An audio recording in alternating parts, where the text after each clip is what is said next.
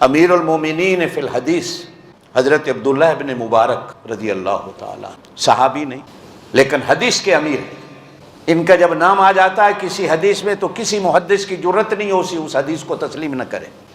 یہ مجھے اکڑ کے چلنے پہ ایک بات یاد آئی، فرماتے ہیں کہ حج کر کے میں اپنی اونٹنی پہ اپنے ملک شام کو جا رہا تھا کہ راستے میں نے ایک جھلی سی کملی سی بڑھیا دیکھی، صحرا میں ڈیزرٹ میں پیدل چل رہی ہے بیچاری۔ تو مجھے ترس بھی آیا اور خیال بھی آیا، تو میں نے اس سے کہا السلام علیکم ورحمۃ اللہ، تو اس نے جواب میں مجھے کہا سلام قولا من رب الرحیم۔ میں نے اس سے کہا کہ یہ صحرا میں ڈیزرٹ میں کہاں تو اکیلی گھوم رہی ہے؟ تو کہنے لگی من یضلل اللہ فلا ہادی لہ، کہ جو راستہ بھول جائے تو اللہ کے سوا اس کو راستہ بتانے والا کوئی نہیں ہوتا۔ میں سمجھ گیا کہ یہ بھولی بسری ہے۔ میں نے اس سے پوچھا اپنی زبان میں کتنے دن ہو گئے تجھے؟ کہنے لگی ثلاث لیال سویہ، 3 راتیں ہو گئی کہ میں اپنے قافلے سے بچھڑ گئی۔ تو میں نے اس سے پوچھا کہ کھانا پینا؟ کہنے لگی ہوا یطعمنی ویسقین، وہ مجھے کھلاتا بھی ہے پلاتا بھی ہے۔ میں نے اس سے کہا تیرے پاس پانی نہیں تو نماز کیسے پڑھتی؟ تو کہنے لگی اللہ قرآن میں کہتے ہیں فلم تجدوا ماء فتیمموا، جب پانی نہ ملے تو تیمم کر۔ میں سمجھ گیا کہ یہ مجھے کہہ رہی ہے میں تیمم سے نماز، یعنی جو سوال کرتا ہوں میں قرآن سے جواب دیتی۔ میں نے اپنی زندگی میں ایسی عورت نہیں دیکھی۔ میں نے اس سے کہا کہ وضو کیسے کرتی ہے؟ کہتی فلم تجدوا ماء فتیمموا، پانی نہ ملے تو وہ تیمم کر لیتی۔ میں نے اس سے کہا کہ میرے پاس کچھ کھانا پینا ہے، 3 دن سے تو نے کچھ نہیں کھایا تو میں پیش کروں؟ تو پھر قرآن پڑھ کے کہتی ہے کہ مجھے روزہ ہے، ثم اتم الصیام الی اللیل، جب تک شام نہیں ہوگی میں کچھ نہیں کھاؤں گی، مجھے روزہ ہے۔ تو میں نے اس سے کہا کہ سفر میں روزہ؟ تو پھر قرآن پڑھ کے جواب دیتی ہے فمن تطوع خیرا فہو خیر اللہ، نفلی روزہ ہے میرا۔ تو میں نے کہا سفر میں تو فرضی روزہ جائز نہیں، تو نفلی روزہ رکھ رہی ہے؟ تو کہتی ہے اللہ قرآن میں کہتے ہیں وَأَن تَصُومُوا خَيْرٌ لَكُمْ إِن كُنتُمْ تَعْلَمُونَ، اگر تمہیں روزے کے اجر کا پتہ چل جائے تو پھر تم سفر میں بھی روزہ رکھنے کو تیار ہو جاؤ۔ تمہیں کیا پتہ روزے کا اجر کیا ہے؟ میں نے اس سے کہا کہ تم میری طرح بات کیوں نہیں کرتی جس طرح میں کر رہا ہوں؟ تو پھر آگے سے قرآن پڑھ کے جواب دیتی ہے کہ ما یلفظ من قول الا لدیہ رقیب عتید، کہ تمہاری زبان سے کوئی ایک لفظ ایسا نہیں نکلتا ہے لکھنے والا فرشتہ فوراً لکھ لیتا۔ اب میں نے اس سے پوچھا تو کہاں سے آ رہی ہے، کہاں جانا ہے؟ تو پھر قرآن پڑھ کے کہتی ہے سبحان الذی اسریٰ بعبدہ لیلا من المسجد الحرام الی المسجد الاقصی۔ میں سمجھ گیا کہ یہ حج کر کے آ رہی ہے اور ملک شام کی طرف جا رہی ہے اور یہ قرآن کے سوا کوئی بات ہی نہیں کرتی۔ اب میں نے اس سے کہا کہ میری اونٹنی ہے اس پہ بیٹھ جاؤ، تو دعا دے کے کہنے لگی وما تفعلوا من خیر یعلمہ اللہ، اگر کوئی کسی کے ساتھ نیکی کر دے تو اللہ اس کا بھلا کرے، اللہ اس کا بدلہ دے گا، اللہ جانتا ہے، چلو دے دو سواری میں بیٹھ جاتے۔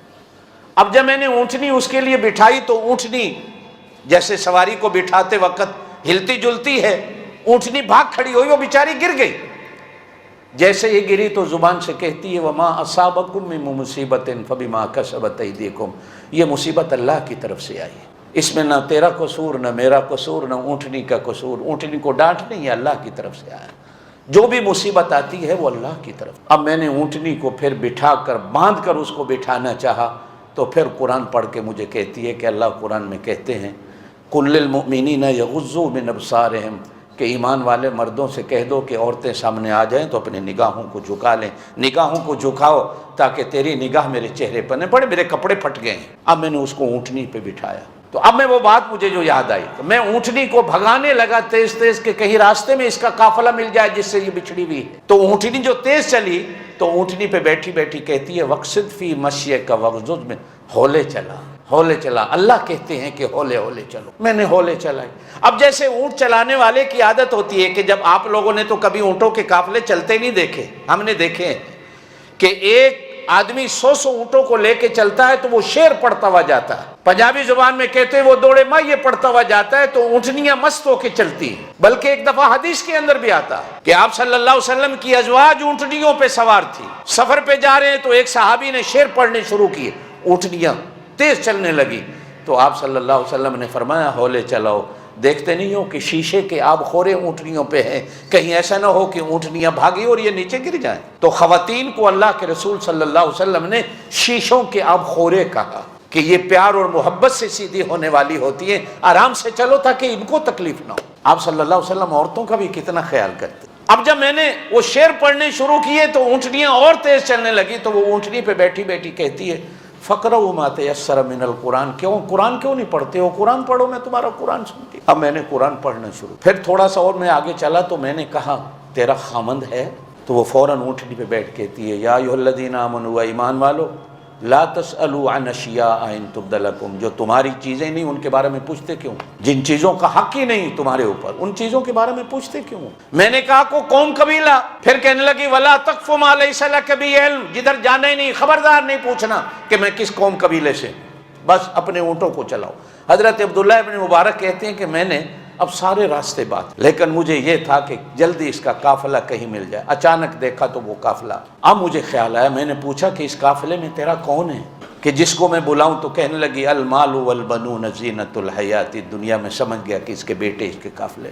میں نے کہا کہ تیرے بیٹوں کی پہچان کیا ہے؟ کہنے لگی وعلامات وبالنجم هم یہتدون، یہ اس قافلے کو راستہ دکھانے والے ہیں اور شکل صورت ان کی ایسی ہے جیسے آسمان کے ستارے ہوتے ہیں۔ میں نے کہا کو اپنے بیٹوں کا نام بتا، تو 3 نام بتا۔ کہنے لگی واتخذ اللہ ابراہیم خلیلا وکلم اللہ موسیٰ تکلیما یا یحییٰ خذ الکتاب بقوہ۔ میں سمجھ گیا کہ قبیلے میں اس قافلے میں 3 اس کے بیٹے ہیں، ایک کا نام ابراہیم ہے، ایک کا نام موسیٰ ہے اور ایک کا نام یحییٰ ہے۔ میں نے زور سے آواز دی ابراہیم، موسیٰ، یحییٰ۔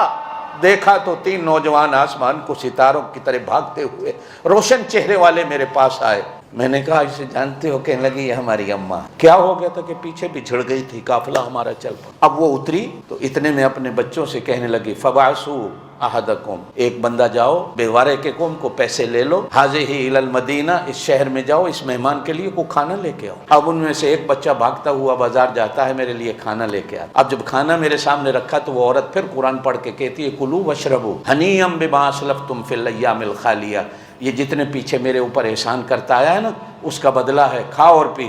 میں نے کہا قسم ہے مجھے حرام ہے یہ کھانا میرے اوپر، پہلے مجھے بتاؤ کہ یہ تمہاری ماں کی حالت کیسی ہے؟ تو وہ بچے رو کے کہنے لگے 40 سال ہو گئے آج تک ہماری ماں نے قرآن کے سوا کو بات ہی نہیں کی، قرآن کے سوا کو بات ہی نہیں کی، جب بولتی ہے قرآن بولتی۔ ہم کہتے ہیں اماں ہماری زبان میں بات کر، تو وہ کہتی ہے بولوں گی اللہ کے ہاں لکھا جائے گا، اور میں چاہتی ہوں کہ میں اس حالت میں مروں کہ میرے ہونٹوں پر قرآن کے سوا کوئی بات ہی نہ ہو۔ ایسی ایسی عورتیں بھی دنیا میں کہ جن کی زندگی ایسے گزری کہ قرآن کے سوا کبھی بات